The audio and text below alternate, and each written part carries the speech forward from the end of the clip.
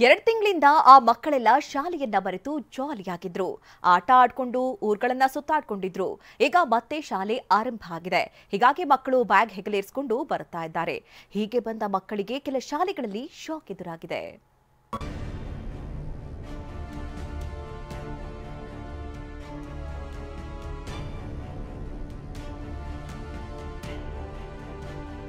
ಮಳೆ ಸುರಿಯುತ್ತಲೇ ಇದೆ.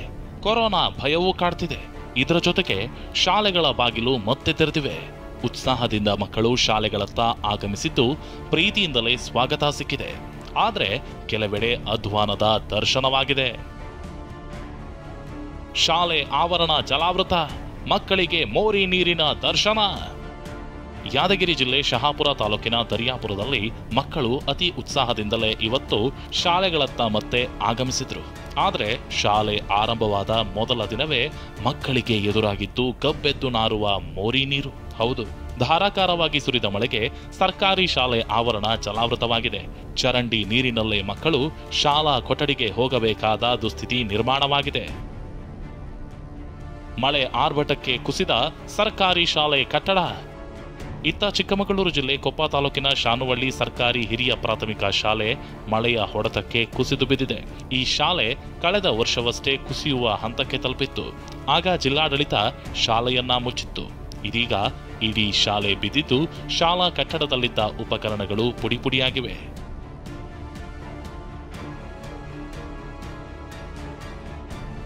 ಕೋಲಾರದಲ್ಲಿ ನಾಳೆಯಿಂದ ಶಾಲೆ ಆರಂಭ. ಇವತ್ತು ಸ್ವಚ್ಛತಾ ಕಾರ್ಯ. ಇನ್ನು ಕೋಲಾರ ಜಿಲ್ಲೆಯಲ್ಲಿ ನಾಳೆಯಿಂದ ಸರ್ಕಾರಿ ಶಾಲೆಗಳು ಪ್ರಾರಂಭವಾಗಲಿವೆ. ಇವತ್ತು ಶಿಕ್ಷಕರು ಹಾಗೂ ಶಾಲೆಯ ಸಿಬ್ಬಂದಿ ಸ್ವಚ್ಛತಾ ಕಾರ್ಯದಲ್ಲಿ ತೊಡಗಿದ್ರು. ಇಷ್ಟೇ ಅಲ್ಲದೆ ಶಾಲಾ ಕೊಠಡಿಯಲ್ಲಿ ಬಣ್ಣದ ಪೇಪರ್, ಆಟಿಕೆ ಇಟ್ಟು ಮಕ್ಕಳನ್ನ ಸ್ವಾಗತಿಸಲು ಸಿದ್ಧತೆ ನಡೆಸಿದ್ರು. ಎಲ್ಲ ಒಂದು ಕೊಠಡಿಗಳನ್ನ ಸ್ವಚ್ಛತೆನ ಮಾಡ್ಕೊಂಡು ಬಂದಿದ್ದೀವಿ.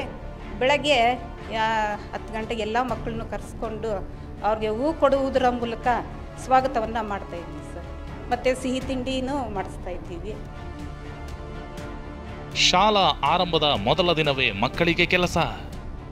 ಶಿಕ್ಷಣ ಸಚಿವ ಮಧು ಬಂಗಾರಪ್ಪ ಅವರ ತವರು ಜಿಲ್ಲೆಯಲ್ಲೇ ಶಿಕ್ಷಕರು ಎಡವಟ್ಟು ಮಾಡಿದ್ದಾರೆ. ಮಕ್ಕಳು ಜೋಶ್ನಲ್ಲಿ ಶಾಲೆಗೆ ಬಂದಿದ್ರು. ಆದರೆ ಈ ಶಾಲೆಯ ಶಿಕ್ಷಕರು ಮೊದಲ ದಿನವೇ ಬೆಂಚ್ ಹೊರುವ ಕೆಲಸ ಮಾಡಿಸಿದ್ದಾರೆ. ಯಾವಾಗ TV9 ಕ್ಯಾಮೆರಾ ಕಾಣಿಸ್ತೋ ಶಿಕ್ಷಕರು ಮಕ್ಕಳಿಂದ ಕೆಲಸ ನಿಲ್ಲಿಸಿದ್ರು.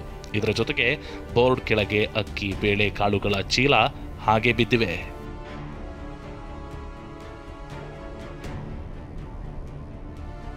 ಗ್ರೇಸ್ ಮಾರ್ಕ್ಸ್ ಕೊಡಲೇಬೇಡಿ ಎಂದ ಸಿಎಂ. ಇನ್ನು ಬೆಂಗಳೂರಿನಲ್ಲಿ ಶಾಲಾ ಪ್ರಾರಂಭೋತ್ಸವ ಕಾರ್ಯಕ್ರಮ ನಡೆಸಲಾಯಿತು. ಈ ಕಾರ್ಯಕ್ರಮದಲ್ಲಿ ಭಾಗವಹಿಸಿದ್ದ ಸಿಎಂ ಸಿದ್ದರಾಮಯ್ಯ SSLCಯಲ್ಲಿ ಗ್ರೇಸ್ ಮಾರ್ಕ್ಸ್ ಕೊಡಲೇಬೇಡಿ ಅಂತ ತಾಕೀತು ಮಾಡಿದ್ರು. ಜೊತೆಗೆ ಗ್ರೇಸ್ ಮಾರ್ಕ್ಸ್ ಇಲ್ಲದೆ 75% ಫಲಿತಾಂಶ ಬರಬೇಕೆಂದು ಶಿಕ್ಷಣ ಇಲಾಖೆಗೆ ಟಾಸ್ಕ್ ಕೊಟ್ಟರು. ಗ್ರೇಸ್ ಮಾರ್ಕ್ಸ್ ಬೇಡ, ಅವ್ರ ಸಾಮರ್ಥ್ಯ ಅಳಿಲಿಕ್ಕೆ ಸಾಧ್ಯ ಇಲ್ಲ. ಅವ್ರ ಸಾಮರ್ಥ್ಯ ಗೊತ್ತಾಗಬೇಕಾದ್ರೆ ಈ ಗ್ರೇಸ್ ಮಾರ್ಕ್ಸ್ ಅನ್ನು ಕೊಡಬಾರದು. ನೀವು ಗ್ರೇಸ್ ಮಾರ್ಕ್ಸ್ ಇಲ್ದೇನೆ ಮುಂದಿನ ವರ್ಷ ಅಂದರೆ ಈ ವರ್ಷ 75%ಗೆ ಬರೋ ರೀತಿಯಲ್ಲಿ ಪ್ರಯತ್ನವನ್ನು ಮಾಡಬೇಕು. ಇದೆಲ್ಲದರ ನಡುವೆ ಚಿತ್ರದುರ್ಗದ ಮೇದಹಳ್ಳಿ ಸರ್ಕಾರಿ ಶಾಲೆಯಲ್ಲಿ ಮಕ್ಕಳನ್ನ ವಿಶೇಷವಾಗಿ ಸ್ವಾಗತಿಸಲಾಯಿತು. ಎತ್ತಿನ ಗಾಡಿಯಲ್ಲಿ ವಿದ್ಯಾರ್ಥಿಗಳನ್ನ ಕರೆದುಕೊಂಡು ಬರಲಾಯಿತು. ಗುಲಾಬಿ ಹೂ ನೀಡಿ ಶಿಕ್ಷಕರು ಸ್ವಾಗತಿಸಿದ್ರೆ ಮಕ್ಕಳು ಹೊಸ ಬಟ್ಟೆಗಳಲ್ಲಿ ಮಿಂಚಿದ್ರು. ಇನ್ನು ರಾಜ್ಯದ ಹಲವೆಡೆ ಮಕ್ಕಳಿಗೆ ಶಾಲೆಗಳಲ್ಲಿ ಸಂಭ್ರಮದ ಸ್ವಾಗತ ಸಿಕ್ತು. Bureau report TV9.